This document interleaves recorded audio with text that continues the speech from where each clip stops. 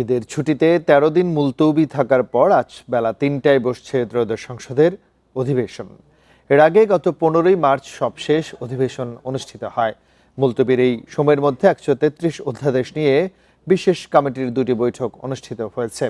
এর মধ্যে ১১৩টি অধ্যাদেশ রাখা বা না রাখা নিয়ে একমত হয়েছে সরকার ও বিরোধী দল। তবে এখন ২০টি বিষয় নিয়ে একমত হতে পারেননি তারা। আগামী ২ এপ্রিলের মধ্যে এই ১৩৩ অধ্যাদেশ নিয়ে সংসদে প্রতিবেদন জমা দেবে বিশেষ কমিটি।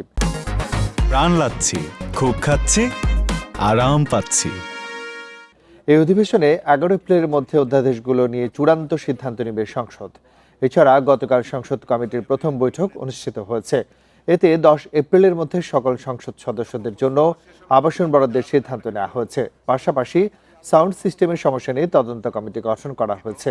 এবার অধিবেশনে রাষ্ট্রপতির ভাষণের উপর ৫০ ঘন্টা আলোচনা করা হবে। ত্রয়োদশ সংসদের প্রথম অধিবেশন চলবে ৩০ এপ্রিল পর্যন্ত।